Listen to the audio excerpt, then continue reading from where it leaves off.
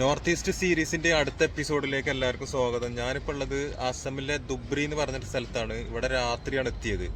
വരുന്ന വഴിക്ക് ചെറിയൊരു ആക്സിഡന്റ് ഒക്കെ ഉണ്ടായി, കാലിലൊക്കെ ചെറിയ തോലൊക്കെ പോയി.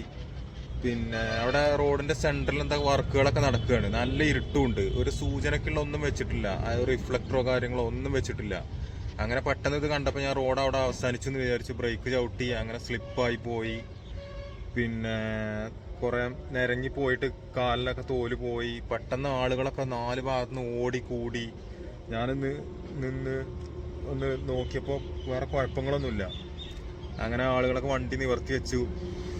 അവിടെ നിന്ന് നോക്കിയപ്പോൾ കുഴപ്പമൊന്നുമില്ല എന്നും പറഞ്ഞ് അങ്ങനെ ഓടിച്ചു പോന്നു. പിന്നെ ഇവിടെ വന്നപ്പോഴാണ് കാലിലൊക്കെ മുറിയായത് കണ്ടത്. അങ്ങനെ ഏതായാലും ഇവിടെ എത്തി. ഇവിടെ ടെന്റ് അടിച്ചു, ഒരു പെട്രോൾ പമ്പിൽ ടെന്റ് അടിച്ചു. ഇവിടുന്ന് കുളിച്ച് റെഡിയായി. ഇനി ഇവിടുന്ന് പോകാനുള്ള പരിപാടിയാണ്. ഇതാണിപ്പോൾ കാലിന്റെ അവസ്ഥ. ഞാൻ മരുന്നൊക്കെ വെച്ച് കെട്ടിയതാണ്. ഗ്ലൗസ് ഉള്ളത് കൊണ്ട് മാത്രമാണ് കയ്യിനൊന്നും പറ്റാറുന്നത്. അല്ലെങ്കിൽ കൈയൊക്കെ റോഡ് കൂടെ മൊത്തം ഉരസിയിട്ടാ പോയത്. അതുകൊണ്ട് തോലൊക്കെ പോകേണ്ടതാണ്. പക്ഷെ ഗ്ലൗസ് ഉള്ളത് കൊണ്ട് ആ കുഴപ്പമൊന്നും പറ്റിയില്ല. പക്ഷെ നീ ഗാർഡ് ഇല്ലാത്തത് കൊണ്ടാണ് മുട്ടിന് പരിക്ക് പറ്റിയത്.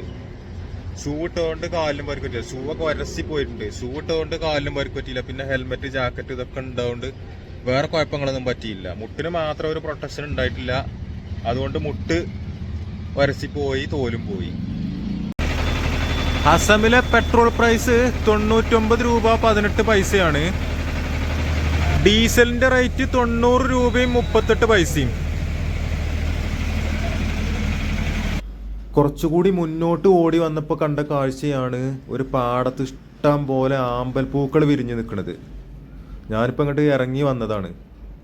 നല്ല പൂക്കളാണ്, മൊത്തത്തിൽ വിരിഞ്ഞു നിൽക്കുകയാണ്. ഇത് ഒരു ചതുപ്പ് സ്ഥലമാണ്. ഇതുപോലെ പല സ്ഥലങ്ങളിലും കണ്ടു കുറച്ച് ദൂരെ. അപ്പോൾ ഇത് കുറച്ച് അടുത്തായപ്പോൾ ഇങ്ങോട്ട് ഇറങ്ങിയതാണ്. നല്ല പൂക്കളാണ്. പറിക്കാനൊന്നും കഴിയൂല, വെള്ളമാണ് അവിടെയൊക്കെ.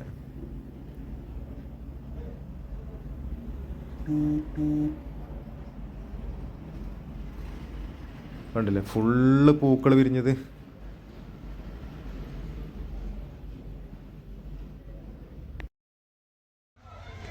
ദുബ്രിയിലുള്ള സിരാക്കുട്ട എന്ന് പറഞ്ഞ സ്ഥലത്തുള്ള ഒരു സ്കൂളാട്ടോ. ഇവിടെ 1 മുതൽ 10ാം ക്ലാസ് വരെയാണ് ഇവിടുത്തെ സ്കൂള്.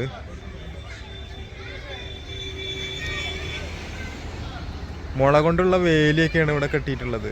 ഇതാണ് ഇവിടുത്തെ സ്കൂൾ കാഴ്ചകൾ. ഇപ്പം എക്സാം നടക്കുകയാണ്. സ്കൂൾ കെട്ടിടങ്ങളും അതുപോലെ തകര സീറ്റൊക്കെ ഇട്ടതാണ്. മോൾഭാഗം അതുപോലെ ചുമരൊക്കെ തകര സീറ്റ് കൊണ്ടാണ് ഉണ്ടാക്കിയിട്ടുള്ളത്. അസമിലെ ദുബ്രിയിൽ തന്നെ ഉള്ള കാഴ്ചകളാട്ടോ. റോഡ് സൈഡിലുള്ള കടകളും ചെറിയൊരു അങ്ങാടിയാണ്. ആ അങ്ങാടി കാഴ്ചകളാണ് ഈ കാണുന്നതൊക്കെ.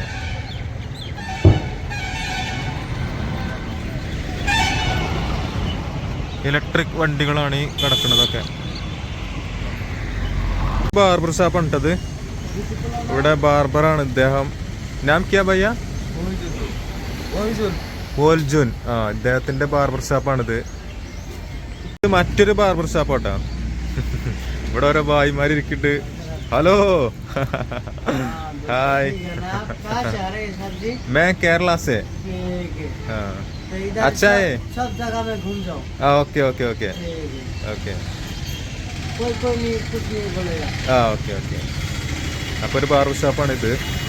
അപ്പം അങ്ങനത്തെ കാഴ്ചകളൊക്കെയാണ് ഇവിടെ ഉള്ളത്. ഞാനിവിടെ വന്നപ്പോൾ ഒരു വർക്ക്ഷോപ്പിലുള്ള മെക്കാനിക്കിനെ കണ്ട് അന്തം വിട്ടിട്ടോ. ഇമ്രാൻ ഹുസൈൻ, 12 വയസ്സായിട്ടുള്ളൂ. ഇവൻ 5ാം ക്ലാസ്സിലാന്ന് പറഞ്ഞു. ഇവൻ വണ്ടീൻ്റെ എല്ലാ പണി എടുക്കുമെന്ന് പറഞ്ഞു. ഞാൻ വീണ്ടും ചോദിച്ചു. അപ്പോൾ അവൻ പറയണ്ട് മൊത്തം പണികൾ എടുക്കുമല്ലോ അവന്. ഏതായാലും ഇങ്ങനത്തെ ഒരുത്തനെ ആദ്യമായിട്ട് കാണുക കേട്ടോ. ഫാദറാണ് ഇത്. ആപ്കാ നാം ക്യാ അയ്യാ? സോൽദുൽ ഇസ്ലാം. അതാണ് ഇദ്ദേഹത്തിന്റെ പേര്. ഇദ്ദേഹം ഇവിടെ മെക്കാനിക്കായിട്ട് ജോലി ചെയ്യും. പിന്നെ ഇവനും ജോലി ചെയ്യും. ഇതാ ഇവന്. ഓക്കെ ഭയ്യ, താങ്ക് യു ഭയ്യ.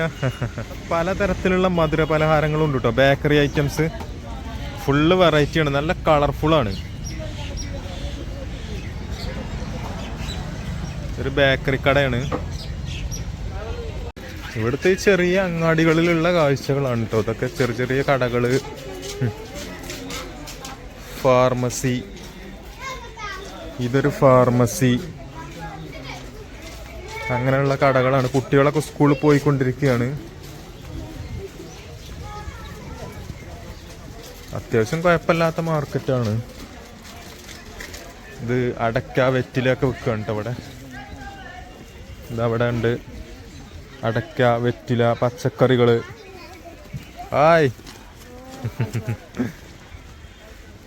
ഇവിടെ ഒരു കച്ചവടം ചെയ്യുന്ന ഒരു പയ്യനാണ്, പച്ചക്കറി വിൽക്കുന്നത് ഒരു പയ്യനാണ്. നാം ക്യാ? സദമാൽ. അവന്റെ പച്ചക്കറി മാർക്കറ്റാണിത്.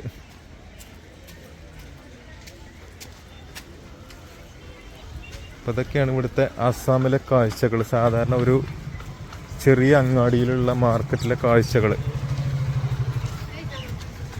അപ്പോൾ ഇവിടെ നിന്ന് അധികം സമയം കളയണില്ല, ഇപ്പം തന്നെ ഒരുപാട് സമയമായി. ചുണ്ടൊക്കെ ആകെ കളറ് മാറി, അത്രയ്ക്ക് നല്ല തണുപ്പാണ് ഇവിടെ. പോകുന്ന വഴിയിൽ ഒരു ഇഷ്ടിക ഉണ്ടാക്കണത് കണ്ടുട്ടോ. ഇവിടെ ഒരു പെൺകുട്ടി ഇതാ ഇഷ്ടിക ഉണ്ടാക്കുന്നുണ്ട്. ആ കാഴ്ചകളാണ് ഈ കാണുന്നത്. കോമൾ എന്നാണല്ലോ ഈ ഇഷ്ടികേൻ്റെ കമ്പനീൻ്റെ പേര്. ഇതാ ഇങ്ങനെയാണ് അത് ഉണ്ടാക്കുന്നത്. പെട്ടെന്ന് പണികൾ നടക്കുന്നുണ്ട്. മണ്ണെടുക്കും, കുറച്ച് പൊടി വെതറും, എന്നിട്ട് അത് ഈ ഇതിലിട്ടിട്ട് ഇങ്ങനെ അങ്ങോട്ടും ഇങ്ങോട്ടും കുറച്ച് അടിച്ചിട്ട് ഇതാ സംഭവം കഴിഞ്ഞു. എത്ര പെട്ടെന്ന് ഉണ്ടാക്കണമെന്നോ.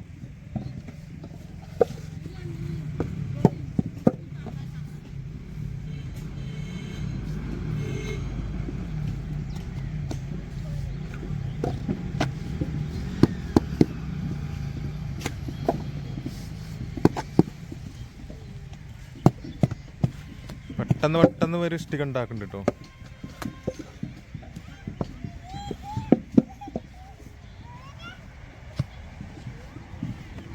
ഇങ്ങനെ ഒരുപാട് ഇഷ്ടിക ഉണ്ടാക്കുന്ന കമ്പനികൾ ഈ വഴിക്കൊക്കെ കാണാം. ഇതാ അവിടെയൊക്കെ പലരും ഇതുപോലെ ഇങ്ങനെ ഇഷ്ടിക ഉണ്ടാക്കിക്കൊണ്ടിരിക്കുന്നുണ്ട്. അത് ചൂള വെക്കണ സ്ഥലമാണ് അവിടെ. ആ പുക പോയിക്കൊണ്ടിരിക്കുന്നുണ്ട് അവിടെ.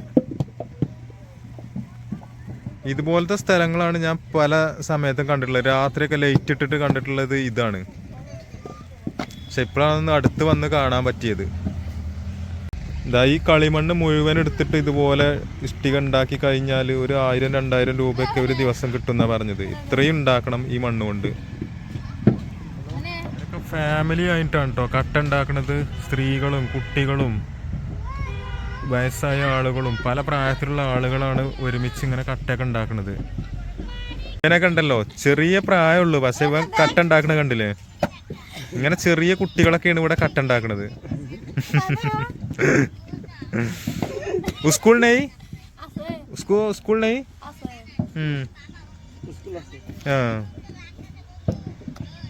കണ്ടില്ലേ, അടിപൊളിയായിട്ട് കട്ട ഉണ്ടാക്കുന്നുണ്ട് ഇവന്.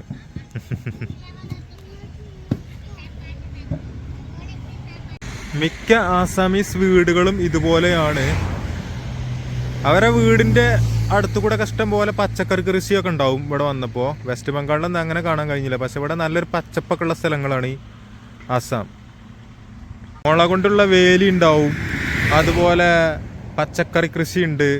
അങ്ങനെയൊക്കെയാണ് ഓരോ വീടുകളിലും കാണാൻ കഴിയുന്നത്.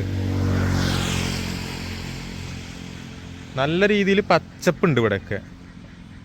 ഒരു കേരളത്തിൻ്റെ ഒക്കെ അതേപോലെ തോന്നും. ഇത് ഹൈവേ ആണ്.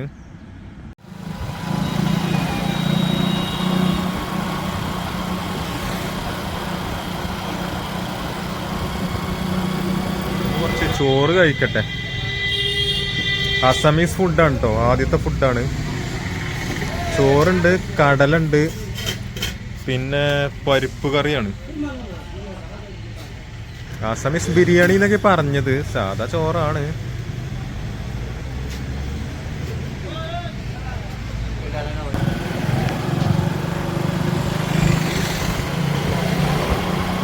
ഒരു ഫോറസ്റ്റിന്റെ ഉള്ളിൽ കൂടെയാണ് ഇപ്പൊ യാത്ര ചെയ്യണത്. നല്ല തണുപ്പാണ് ഇവിടെ.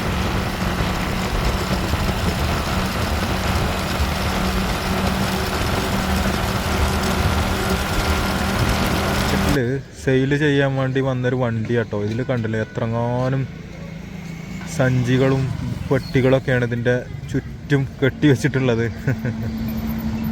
പയ്യൻ്റെ കടയിൽ നിന്ന് റൊട്ടിയും കടലക്കറിയും കഴിച്ചിട്ടോ. 30 രൂപയുള്ളൂ. അപ്പോൾ കഴിച്ച് പോവുകയാണ് ഇപ്പോൾ.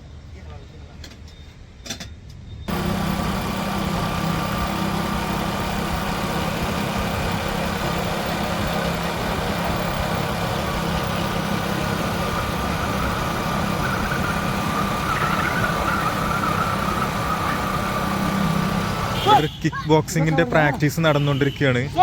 ചെറിയ കുട്ടികളാണ്.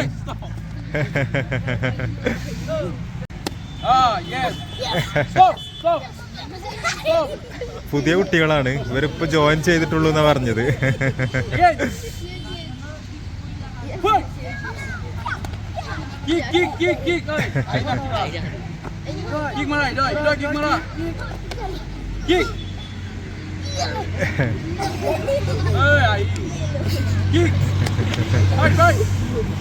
അടുത്തത് കുറച്ച് വലിയ കുട്ടികളാണ് കേട്ടോ.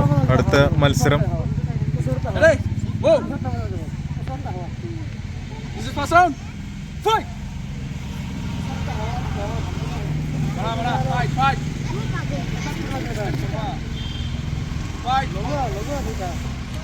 ഇവര് കുറച്ച് എക്സ്പേർട്ട് ആയിട്ടുള്ള ആളുകളാണ്.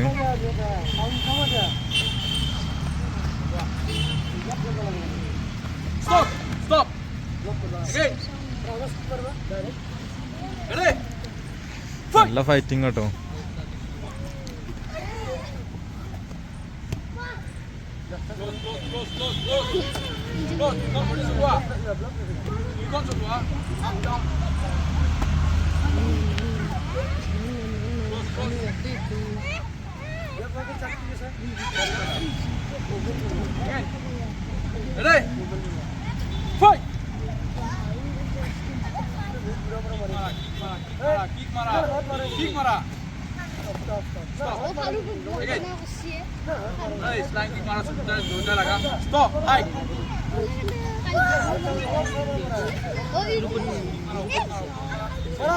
ഇതൊരു സ്കൂളിന്റെ മുമ്പിലാണ് കേട്ടോ നടക്കുന്നത്. ഇവിടെ ഒരു ഒഴിഞ്ഞ ഗ്രൗണ്ടാണ്, അവിടെയാണ് ഈ മത്സരമൊക്കെ നടക്കുന്നത്.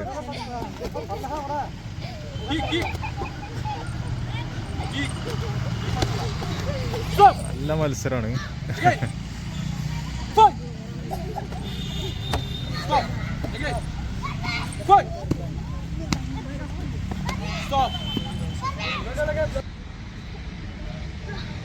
അവരെല്ലാരും ഉണ്ട് കേട്ടോ. ഇവരാണ് കിക്ക് ബോക്സിന്റെ ആൾക്കാര്. അപ്പൊ എല്ലാവർക്കും താങ്ക്സ്. Bye bye.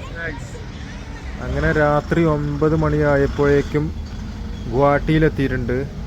ഇനി ഇവിടുന്ന് നേരം വെളുത്താല് നാഗാലാൻഡിലെ കിസാമ ഹെറിറ്റേജ് വില്ലേജിലേക്ക് പോകണം.